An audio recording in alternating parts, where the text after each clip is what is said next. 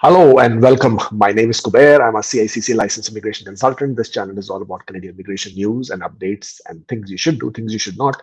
This episode is about excuse me. This episode is our weekly roundup on Canadian immigration. I am absolutely I'm sorry. Last few days I've been wanting to make the videos because of the draw that didn't happen or the draw that was supposed to happen. I just could not have been extremely sick. Even today's video, yeah, just trying to do this. So please forgive me if I keep coughing and I'm not up to the same levels of wanting to do this. Otherwise, I'll try to do my best and I'll try to answer as many questions as I can, throat permitting. So starting with today's weekly roundup. Quote of the week, it says, if you can dream it, then you can do it, said Walt Disney. It is such an endearing quote. The first step is always going to be from you wanting to dream. If you can't dream, or if you won't dream, or if you don't want to dream, then the chances of you making it happen are also not going to happen. This is the Canadian Immigration Weekly Roundup. Stay up to date on the Canadian immigration news and trends. I'm sorry, guys. Let's get on with this one. The first one is the PNP draw. British Columbia held its first PNP draw, or not the first, but on 14th of February, invited 232 candidates for the PNP program. 183 were in a draw targeted for tech occupations, and the required SIRS score was 83. They did obviously, as usual, hold other draws as well, and those were under the priority occupations in healthcare and otherwise. Please keep in mind that you need a job offer from a BC employer in order in order to be eligible under the BC PNP program. Saskatchewan finally, after quite a few, rather after a long wait, did finally conduct the draw. Though the scores were very high, they invited 177 candidates under the express entry and 243 under the OID occupation in demand stream. Candidates from both the streams required a minimum score of 84, which I said is very high, which is also another factor is that they're obviously giving advantage to people who have relatives in Saskatchewan, who have an employer in Saskatchewan. Both of these make for a situation where people tend to stick around or stay in the province longer, and that's how most of the provinces would like to see, because it's quite common. Once the people do get a nomination, come to Canada, then they immediately want to leave and go to a different province of their choice because the PNP was not their first option. Obviously, to circumvent that, they are always looking for ways and means of making sure that the people tend to stick around longer and hence give more points to people with who have family ties and job offer. Now, Prince Edward Islands invited 222 candidates under the Labour and Express Entry stream of Prince Edward Islands PNP. 6 were invited through the business entrepreneur stream with a score of 70. Now, they don't really announce any any scores as such, and people who want to be nominated or invited by PEI have to create a separate account on the portal. However, before you sort of get too flustered as to why you didn't get invited, I have an email that I would like to share with you. One of our members shared it with me, and I'm sharing it with you again. And this was an email shared, or rather responded, by Prince Edward Islands Immigration Office, and they said that the score you have received will allow you to enter into the pool. The priority is given to those applicants who are living and working in PEI or have a job offer from a PEI employer. So excuse me, it was always a known fact that this is how they do it, but here it is, something in writing for you as well, so that you are aware that though you can create your account on PEI portal, don't have too high of an expectations to get invited from Prince Edward Islands, because it's a small province. They have a very small amount of quota for the nominations, and hence this is going to be something which they would always keep as a priority for people who are in PEI and not otherwise. Okay. Express entry. Of course, express entry is the news of the hour. As usual, it always attracts more attention. 699 PNP candidates were invited in the 5th express entry draw. The score was a 791. For whatever the reasons might be, IRCC has started conducting the PNP draws separately again. They did one 2 weeks back. First, they conducted a PNP draw, and then they conducted a federal skilled worker program draw. But don't worry, we will talk more about express entry in detail as to what's going on and speculations there. In other news, 120,000 temporary residents transitioned to Canadian PR. Now, that is the data that they have in terms of people who were inside Canada, who were temporary residents who transitioned as permanent residents in 2022. These were individuals who have held study permit, who had work permit, who came to Canada under temporary foreign worker program. These are the people who transitioned as Canadian PRs. So it's quite normal that what Canada is going to be looking to transition more and more temporary residents into PR because they're already there in Canada, and you do not want to have a situation where you have an imbalance within your demographics. And this is what they would be looking to do with several other programs as we move forward, including Bill C19. Now, this is where it gets very, very interesting. 550,000 new international students arrived in Canada in 2022. It's a big number. I mean, though they came from 184 countries, obviously it's no brainer to know that the largest source country for international students in Canada is India, of course. To an extent, a lot of Chinese students are also coming to Canada. There are Nigerian students, students from Philippines as well. But excuse me, the top one obviously goes to India. Now, as of December 31st, 2022, there are 807,000 international students in Canada. Now, take that number and understand what is the significance of that number. 807,000 international students. If all these international students, or rather most of them, are married or have a spouse or common law partners, means their spouses are also eligible to apply for an open work permit. In addition to that, there are obviously hundreds and thousands of foreign workers who come to Canada on open work permits, or sorry, on closed work permits or an LMIA exempt work permits. The total of all these numbers is more than one, excuse me, more than 1.1 million people. With that many number of people who are currently in Canada as temporary residents, I mean, what are we thinking? Where are these people going to go? I mean, obviously, most of them. Be realistic. Uh, are you coming to Canada to really study? Do you really want to study in Canada? I don't think you're choosing Canada to come to study anyways. If you had to choose as a study destination, you probably are going to go to US. You probably are going to go to UK. You probably are going to go to some other parts of the world where you can find specializations. Apart from very, very few institutions, premier institutions in Canada, it is a well-known fact for most of the other organizations, institutions, colleges. It's just a huge, huge money making business. In fact, international students contribute more than $26 billion per year to the Canadian economy. And in addition to that, as I said, most of these people are not coming to Canada to study. The whole objective is basically to transition into permanent resident.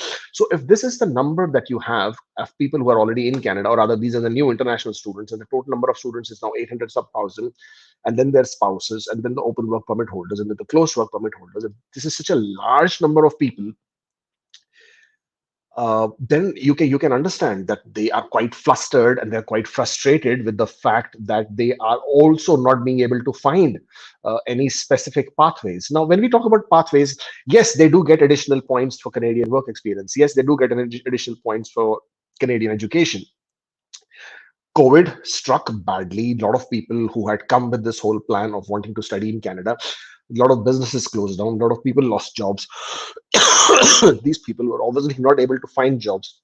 Their work permits were expiring. Yes, in 2021, they extended the postgraduate work permits. In 2022, they were extending the postgraduate work permits. But again, there are a lot of individuals still who have received the not so fair end of the stick, and they are equally frustrated with the way things are happening. sometimes we have seen this groupism, right, within the CECs and FSWs, and CEC says that we deserve it, and FSW says, well, hello, you are already getting points. What else do you want? Kind of, and we have equally spent a lot of time and effort.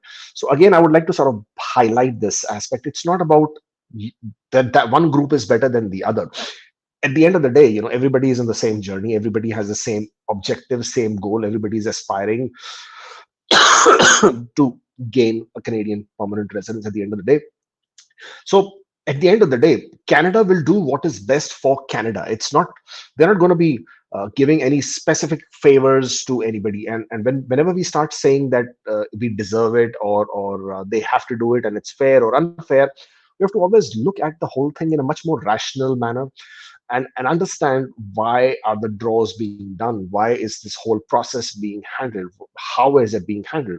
And at the end of the day, Canada will do, as I said, what is best for Canada. So in case the whole bill C19 also revolves around the fact of what is the Canadian interest. The Canadian interest is to attract diverse talent within the requirement of their labor market demands. Okay, and that's what they're going to do with the bill C19. They have now 1.1 million people who have, in one way or the other, already transitioned within the Canadian way of life. Hence, the expectation that they would want to give some or the other favor to the people who are already inside Canada.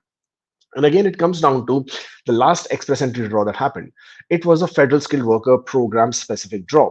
But with that draw, what happened was that most of the Canadian experience, I would not say all, I'm saying most of the Canadian experience class actually were also eligible under the federal skilled worker, hence they got invited. But when it happens the other way around, it's not the same. If they do a Canadian experience class specific draw, which is a very high likely possibility to happen next week, in my opinion, and we're going to talk about that in a bit. And if that is to happen, obviously Canadian experience class guys go through, but it's the federal skilled worker program guys or girls who are left behind because they don't have the Canadian experience. Again, to reiterate the point, Canada will always look to do what is best for their economy, for their people, for their country, and hence let's understand this in a much more rational manner, and not sort of bring out any animosity between the groups. Everybody is here wanting to get an equal chance of becoming a permanent resident, and let's get to that.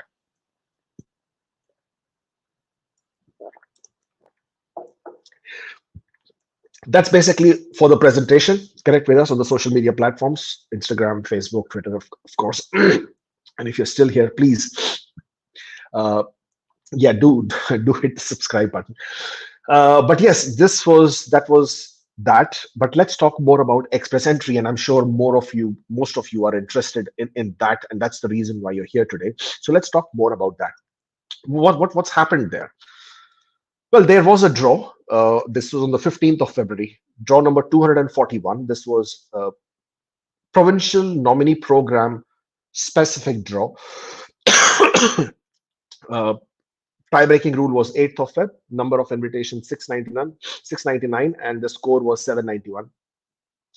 The tiebreaker applies only to people who have the lowest score. Now, at 791, if you had the nomination points of 600, which basically means your score was actually only 191 or slightly more, maybe for the job offer points, but roughly 200-ish is what were your points were. And these are the individuals who are probably under the skilled trade stream, and who are in Canada, who have a job offer and are also able to get a nomination. So that's how the score of 791 is a possibility. But let's take a deeper look into the pool breakdown, because that is where it gets very, very interesting. Between 601 to 1200, 725 people, which were of course people who have the nomination. What is quite surprising is that IRCC chose to still invite only 699 people, not all 725 of it. Why would they not invite everybody? Right? I mean, you would think that. Why should they not invite everybody? They could have very easily drawn 725 instead of 699, but that's IRCC.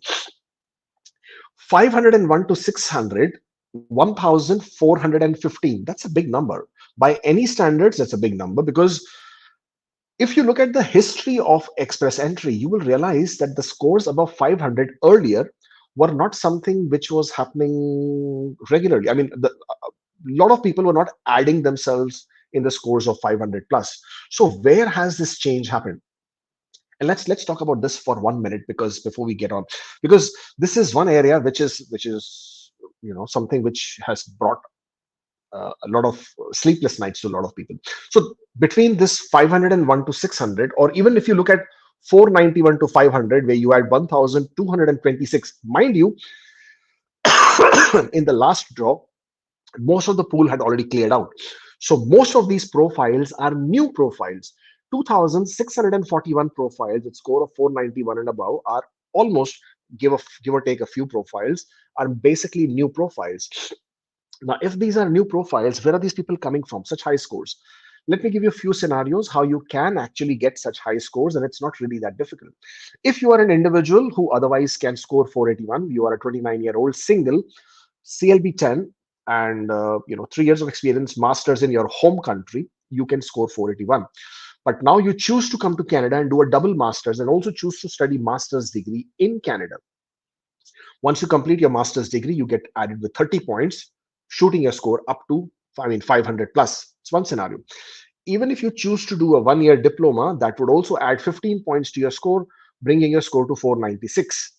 If you have a sibling in Canada, adds 15 points, your score comes to 496. If you have a PhD, your score is 496. So we're looking at different scenarios here. Even if your score was not 481, you were at CLB 9, not at CLB 10. You came to Canada, you completed your 1 year of diploma, and then you also completed 1 year of your postgraduate work permit. I mean, your work experience in Canada. You get 35 points for that. 40 if you're single, 35 if you're married. When you add all of these and look at the number of international students who are already in Canada, 800,000 already. Imagine how many were already there, who have now graduated, who have now completed their 1 year of work experience. This is a big number. But then a lot of times we fail to consider French or Francophones. There are huge number of countries, especially within the African continent, who are predominantly French speakers. Now, if they are to actually score, and they don't speak very well in English, or rather English is not their first language in any manner, but even if they were to just give their French language exam and actually score CLB 10, then they get 25 points extra. They get 25 additional points, which basically changes the whole game. They can actually just with even 2 degrees, not even having a master's degree, just even if they have one bachelor's and one diploma, these people can very easily score 499. Uh, Add a master's degree, their scores are more than 500. And you would say, are there so many in thousands there? Well, if you add combinations of different profiles that we are talking about, people who are in Canada, people who are outside Canada, people who are, getting French as their first language, French as their second language, those people who have LMIAs, people who have 50 points for LMIAs, who have job offers. When you take a combination of it, it's not really that big a number, to be very honest. But yes, in comparison to what has been happening before, this number is big. But then also to, another point that you have to take into consideration, over the last 2 3 years, Canada has become more popular as a destination. It wasn't so until 2018, 2019. Australia and New Zealand were much more sought after destinations, and therefore Canada ranked second or third in that list. Now Canada is right on the top, more demand, more, but supply is limited. Based on that, these numbers are what is bothering us. Also, there is one more group of people who is also in this number, and I know they get a lot of hate, but it's not really their fault. And these are the people who get an ITA and decline their ITA. But listen, if you were in their place, maybe you would do the same thing. It's not about them being selfless. It's about them being or looking after their own interests, in the sense like they have received an ITA, they are extremely confused, they talk to different people. Somebody tells them, refuse, decline your ITA because you haven't completed 1 year of your work experience. Actually, it's CIC's fault. It's IRCC's fault, in the sense the system has been designed in a manner where it gives you points 1 month before you complete your work experience. Then there are some consultants, there are some lawyers who also equally misguide or mislead these people by telling them you should decline your ITA because you are not eligible to get it, and if you proceed with it, then your application is refused. And therefore, a lot of these people actually decline their ITAs, and hence they come back into the pool and again get an ITA. So it's a combination. There are also people, for example, last draw, federal skilled worker, a lot of people got spooked out. They were CEC, they did not have the funds. They were not counting on having the funds. They got spooked out that they now need to show proof of funds. And some of them were told to decline the ITA, and they actually did go ahead and decline the ITA. Some people are not able to arrange a police clearance. Some people are not arranged to get their work experience documents. It's a combination of these people who, whether it's on social media platforms, through friends, through relatives who apparently know it all, tell them that this is the best thing to do, decline the idea. And trust me, if you are in their place, no matter how angry you might get or how frustrated you might get with such people, if you are so spooked out, and obviously this is such a valuable thing, and getting an ITA is such a big deal, you might want to decline it as well, because for you, your journey is much much more valuable than anything else. So this is how it's looking like at this point of time. But let's talk about the numbers. So these are the people who are adding themselves with 500 plus scores, 491 plus scores. In comparison, this is the February 1st. So this, what I just showed you right now, this is as of 15th of February, this week itself. And this was the pool breakdown 2 weeks back on the 1st of February. Now, as you can see, even here, there were 2,950. That was the number of people who got added into the pool. So as I said, that number has remained consistently high, which is quite something. Let's talk about the key analysis points here. 2,140 is the number of profiles that got added in the 500 plus range. Obviously, this includes the PNPs as well. The number of profiles that do remain in the express entry pool is at this point of time 2,607. This includes the remaining number of PNPs as well. Now, the next draw estimate, now something is fishy over there, and I'm going to talk to you about that in a bit. And the drop below 490, well, that's a question mark. It did drop below 490. It did drop below 490 in February. That went down to 489. But now, with this delay that IRCC has put now, they put a gap again, they put a pause again in the draw. They did not conduct another draw as we all anticipated, as we all expected. They did not have it. Now, why they did not do a draw, I don't know. And I would not want to speculate, because there are so many theories floating around, and I don't want to add to that. Whether it's a tech glitch, if it's a tech glitch, then they have been conducting draws. I mean, what kind of a tech glitch is that? I mean, I haven't heard of anything. Are they holding the draws back because of Bill C19? I don't think so, because until now they haven't even announced the categories of Bill C19. So I don't see any chance of Bill C19 implementation at this point of time. Plus, IRCC themselves said they would be ready only by spring 2023. So a little bit of time there as well. Are they changing the format again? Now, that is something which is a likely possibility.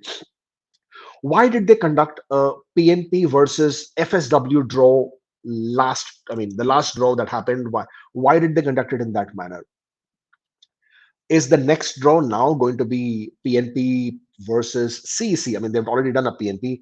Would they conduct a CEC specific draw? So whenever IRCC has become this inconsistent, or they have broken their pattern, they've moved away from their regular way of doing things, it puts everybody on tenterhooks. You don't really know which way this is going to go.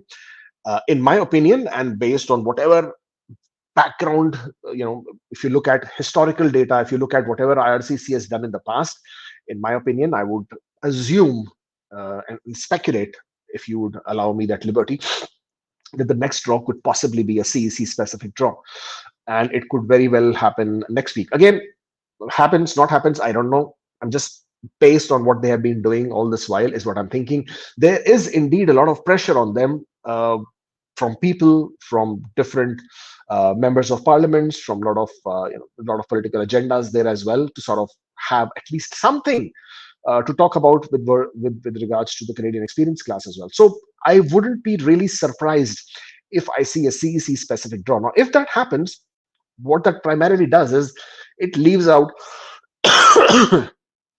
everybody who doesn't obviously have Canadian experience class.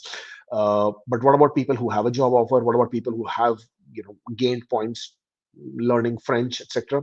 well, those will be the people who will get the advantage as and when the bill C19 happens. So at this point of time, I can't see anything more happening in this particular scenario of express entry, except for the fact that they've broken out of pattern.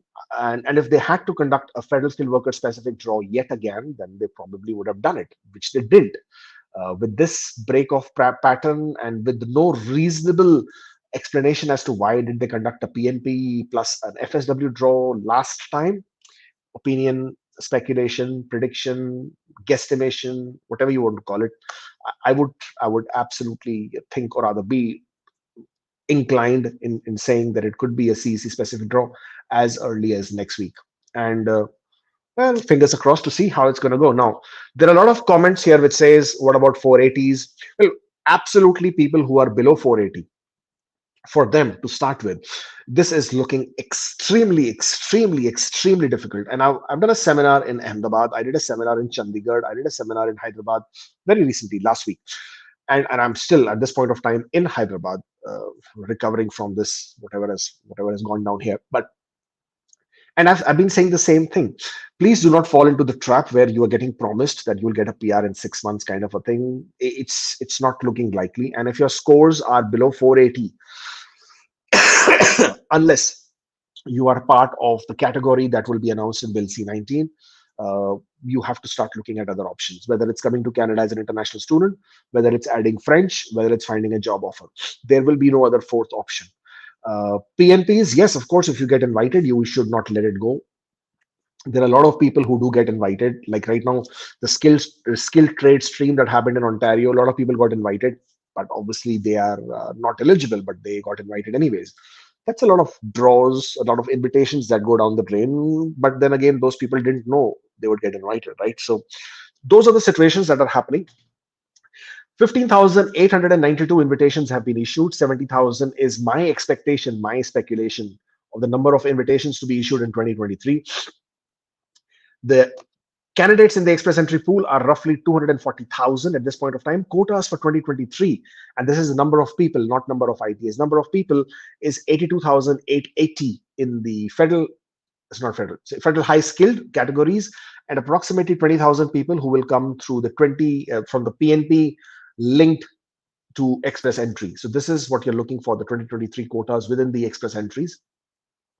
Remaining draws in 2023, again, I am not counting PNPs as separate, but approximately 20 to 21. And Bill C19 implementation, I would estimate post-spring. We don't know when that is going to happen.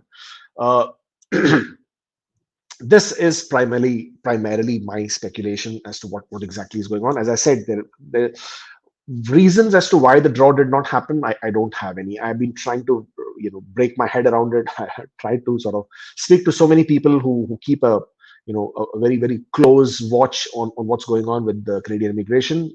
Even they really do not have much to sort of say.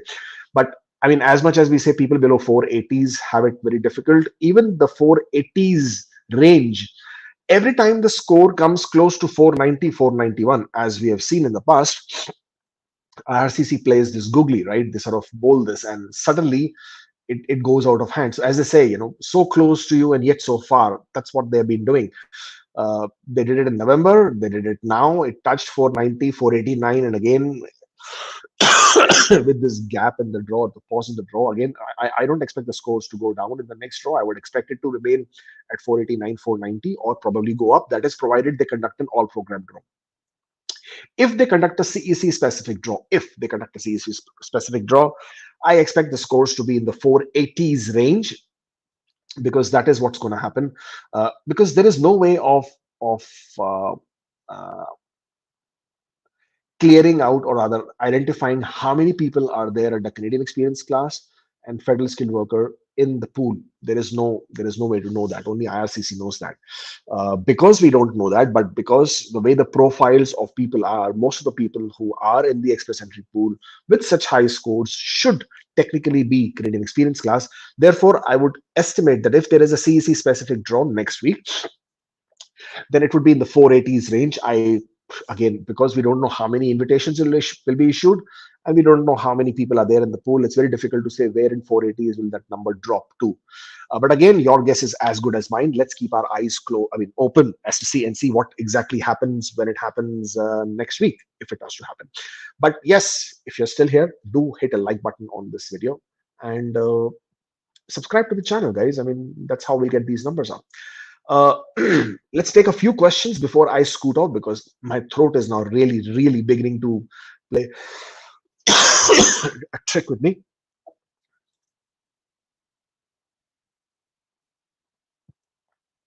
Casey, thank you for being a regular viewer of my weekly roundup. FSWs get the short end of the stick even when we are more highly educated and have more work experience. Well, that number, I mean, that statement is not entirely true, to be very honest, because you are basing you're saying that based on what exactly? Because you don't really know the people who are being invited, whether they are equally educated or not. I mean, because I just said, right, if you are 29 years old, you have a PhD, again, you can be 496. You could have French as the language skills. You would have still scored CLB 10. All these people who are at 490 plus, they're not people who don't have a master's or who do not have a bachelor's plus diploma. So you can't really say that FSWs are more highly educated. So that is a wrong statement to start with. And have more work experience. Again, that also is not true, because you don't know that, number one. Most of these profiles probably have 3 to 4 years of experience in their home country. And in addition to that, also have work experience in Canada. So by that, they also have the Canadian work experience, which helps them to transition better. So while I mean, I can understand the frustration in the whole process, the way the things are, and the way things are panning out. But as I said earlier, one group being better than the other is not the way to look at it. Rather, to sort of just look at it in the way that everybody has a chance in this whole process. It all depends on what you can do to get your points up, and if you can, then you probably will have a better chance than the others. That's the only way to look at it. Okay. Shashank, thank you for the super chat. I'm sorry, I don't see a question there. I see it here. I have an approved open work permit under 18-month extension for postgraduate work permit. I'm currently in India for more than 6 months. Can I enter Canada after my medical has expired? If you have a visa to come to Canada, then you can, of course, enter Canada. There is no problem. The expired medical situation applies mainly to the international students and not to the postgraduate work permit holders. So if you have a postgraduate work permit and you have a visa to come to Canada, then by all means you can. There is no problem at all. If I get an LMIA job offer outside Canada, will I get the 50 points if I resume immediately, or do I have to wait for the EE draw with my new score? If you have an LMIA, you can claim 50 points in your Express Entry profile. That does not automatically give you an ITA. So you get the LMIA, you get the 50 points, your scores go up. And if your scores are high enough that they are high enough to cross the next draw range, then you would get invited. Does Provident Fund can be used as proof of funds? I'm maintaining fund status, but due to currency devaluation, it has become very difficult to sustain. Provident Fund can be used, though it's not the most recommended one. We have heard of few situations where it has been used. The problem is, in a lot of cases of Provident Funds, there may be some restrictions. So unless you get a letter from the fund holding agency which says that, yes, you can withdraw these funds on face value, on demand, and of course you provide the fund statement and the letter, of course, then you would be able to claim it. If not, then unfortunately you won't. I'm very confused with the TH. I don't know what you mean. What do you mean by TH? What is the family travel history in EE profile? Does it mean I have to collect TH travel history? Okay, sorry. Of my parents, siblings, and add with exact dates. No, you only need to do your travel history. If you have a spouse, then you will do a spouse's travel history separately in the application. That's just about it. You'll do your own. What's the status of Bill C19 commencement? Is it starting in spring? Well, as per the last document that we have seen from IRCC, it said that their systems that the IT systems will be ready to incorporate the changes only post spring 2023. And I would assume that that is the time when they would also then start the implementation. But before they do that, obviously IRCC has to announce the categories under which they would be making these changes, or they would be making these draws. Until that hasn't happened, it is. I mean, I don't expect them to start. So I think you would know that in advance, in a sense, like at some point of time they have to make the announcement. They have to let everybody know what the categories are, and once they do let you know, then you would be able to sort of plan and prepare accordingly. Shantanu, we have two nominations. We have two nominations. Okay, wow. Ontario and Express Entry. We are going to apply for both. We received MR medical request for Ontario few days after we completed the medical exams. In this is the same exam valid for EE and Ontario both. So you are basically referring to Ontario non-express entry and ITA in express entry. So well, if you have completed a medical exam, then yes, you can use it for both the applications. But hey, aren't you the lucky one? People are struggling to get one. You have two in your hand. That's nice. There you go, right? Some people can really get lucky with this as well. I lost my job a few months ago. Do I need to show my income statements for proof of fund for my application for PG diploma? Well, I can't make out much from what you're trying to ask me. Is this proof of funds for my application for PG? So you're applying for study permit in Canada. Well, you definitely have to provide funds to show that you will be able to pay for your tuition fee and living expenses. Whether you have a job or not, that is something which you can explain in your application. But definitely you have to be able to establish the funds and that you have enough funds to meet the requirement. At what stage will IRCC tell us to pick one from Ontario non-express entry or express entry? Well, at a time when they are looking to finalize your application and they also detect that you have another application ongoing in the system, that is a time when they will reach out to you and ask you to withdraw one of the applications, because you have both, and both would have crossed a certain stage of the application. How long does IRCC take to upload medical results, as well as when will they update the tracker? Well, I don't have much faith in the tracker. I have seen mixed results on the tracker. I've seen different people having different thoughts about the tracker. So I'm not going to give much credit to the tracker. Now, as far as the medical results are concerned, if medical results are something that you submitted as part of your application and you are in express entry, then the medical results are also cleared with your R10 stage, which at this point of time is roughly 40 days from your AOR. That is the period of time. If you have received a request for medicals from IRCC and then you complete your medicals, then those medicals get updated anywhere between a week to a month, depending on when they come back and review your medicals. So that is basically how you look at it. Got notifications of interest under human capital priority. Should I apply that since I'm waiting already at 488 and draws aren't happening? Well, the decision is yours. It's $1,500. I can absolutely understand. But with so much of uncertainty that Express Entry has, and you can see how it's going, I would definitely not want to.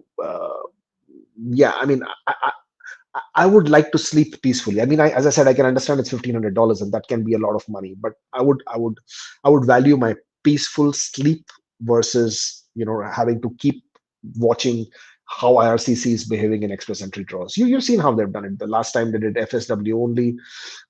This time they haven't done the draw at all. Well, if you do get invited within a week or so, then by all means continue with it. If not, then if I was in your place, I would have gone it. I cannot tell you what you should do because that is entirely up to you.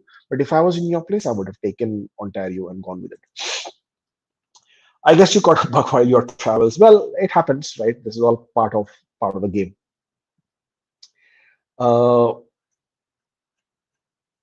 Okay, will the score ever drop below 463? we just talked about scores below 480. You're asking me 463. Well, what can I say? I mean, all I can say is it looks unlikely at this point of time that if you are a federal skilled worker or if you are a non-Canadian experience class, and if your knock code is not going to be, or rather, if you're not a person who would be in one of the Bill C19 categories at this point of time, then this score is going to be unlikely to be drawn anytime soon, depending on how IRCC plays it out. UCI has been replaced with 10 digits by a temporary one, which is not the same that is used when creating a PR application. Is there any issue with my UCI? When you created your PR application, the UCI number is not the UCI number. It's a CAN number, also referred to as a candidate number. It is only once they complete your art and stage do you get issued with the proper UCI number, which is the actual UCI number. If you see a number with the CAN in front of it, that is not your UCI number, that is your candidate number. Okay. What do you feel someone at 485 should do at the moment? Well, if I was at a 485, I will first of all check if I can exhaust all options of improving my score. Sometimes you could be sitting with a gap in IELTS where you possibly can. The fact that you are at 485 already means that you have some connection to Canada or whatever. You obviously have master's degree. Check your IELTS first, and if you are married, which is a possibility, check if your spouse can also add those extra points. That's the first thing. French is the most easiest option at this point of time. You could add French as a second language. It might take a year or so, probably a year and a half, but you can look at adding nearly 60-70 points to your score, which is a big number. And in addition to that, studying in Canada is an option. I'm sure you've already looked at all the PNP options. But again, with 485, if you get invited by Ontario's human capital priorities, that would be another way to look at it.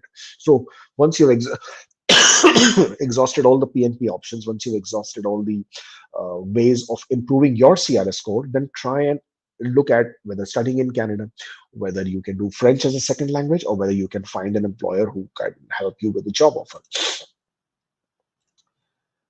Sorry, this one was, is Montreal VO really slow? Well, you know what? This whole thing about this visa office is slow, that visa office is slow. I can understand you are frustrated. I can understand you're anxious about it, but there is nothing much you can do. And this whole thing that they have a bias between English and French applicants, this is such a I mean, I don't even want to sort of go and comment on that. At the end of the day, they will do what they have to do. They will take the time that they have to take a time. By you having all these thoughts, you're just putting yourself in a position of stress, in a position of anxiety. So don't get ruffled up with these kind of things that they are biased towards this and biased towards that. Understand and accept that this is the part of a process. It will take whatever time it has to take. There is nothing you can do to expedite the process. Okay. Well, you know what? I would really like to go through more questions, but my throat is really giving way, and I would like to apologize that I can't continue anymore at this point of time. I would request you to please post your questions in the comments below under the video, and I would come back and try and reply back to as many questions as I can. Thank you so much. Do subscribe to the channel if you can. That would be nice. And if you wish to make an appointment with me one-on-one to discuss your application and profile or issues, but this is the link. I'm still in Hyderabad. I will be available here for a couple of more days. And if you are looking to sort of set up a personal appointment, then you can do that as well. Thank you so much for joining in. I shall see you next time. Until then, stay safe and take care.